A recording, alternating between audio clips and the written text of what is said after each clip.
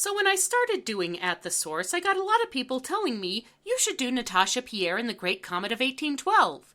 And then when I told everyone I was diving into War and Peace, I got people saying, why are you reading the entire book? Great Comet only covers like 100 pages of it.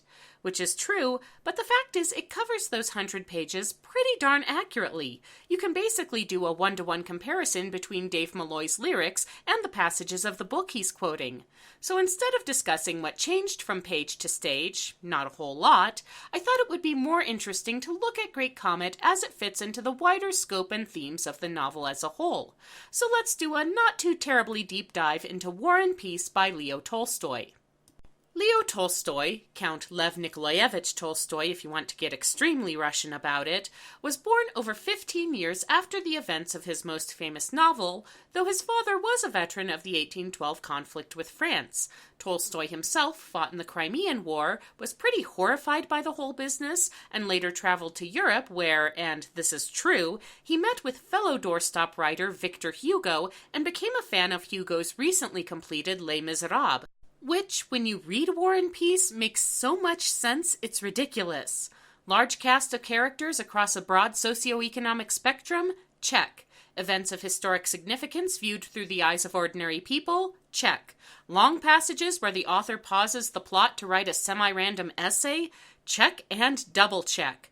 Tolstoy may not have had much use for European culture, but his time there obviously influenced his writing style. Now, it's not going to be easy to summarize this behemoth succinctly, but here's how it originally went down.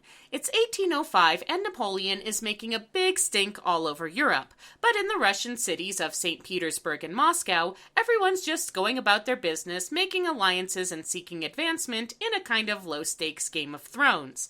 Key families include the Rostovs, mostly decent but hampered by their father's imprudence, the Kuragins, motivated almost exclusively by self-interest and ambition, and the Bolkonskis, notable for their eccentric and domineering patriarch. And what about Pierre? Well, Pierre Bezukhov is the illegitimate son of a count who, mainly through other people's machinations, ends up as his father's sole heir and husband to Helene Karagina. He spends most of the novel trying to figure out his purpose in life, including dabbling in things like Freemasonry and numerology. His philosophy is contrasted by that of his friend Prince Andrei Bolkonsky, who is rather more pessimistic and cynical. Over the next 7 years, battles are fought, Russia and France make nice for a bit, then break it off, Napoleon and his army invade Russia and burn Moscow, then realize they're in way over their heads and get out of there. About half of the major characters die, most of the remaining ones form a charming domestic unit, and Tolstoy goes on a long discussion about how free will is basically an illusion. The part of War and Peace covered in Natasha Pierre and the Great Comet of 1812, hereafter called the Great Comet section, happens in Volume 2, Part 5, or Book 8, depending on translation, just a little under halfway through the book. It's one of the last major sequences not directly related to the French invasion, as shortly thereafter everyone is evacuating Moscow ahead of the enemy forces. Yes, Malloy is being 100% ironic with that "the war can't touch us here" line. And appropriately, it's where we see a lot of the characters at a crossroads. Natasha obviously grows up a bit in the wake of nearly destroying her reputation, but there's other things going on here that require a bit more backstory, especially with the Bolkonskis. When you see the vigorous, exacting person Prince Bolkonsky was pretty much until this point in the book, Mary's mixture of pity and resentment towards him carries a lot more resonance. Likewise, Andrei's engagement to Natasha takes on a different tone when you know that this is Andrei's second swing at marriage, his first wife, Lisa, having died in childbirth several years prior to this. Andrei grew disillusioned with Lisa's superficiality, but regrets his neglect of her in the wake of her death and sees Natasha as a second chance at happiness, which does explain a lot about how he reacts to her seduction.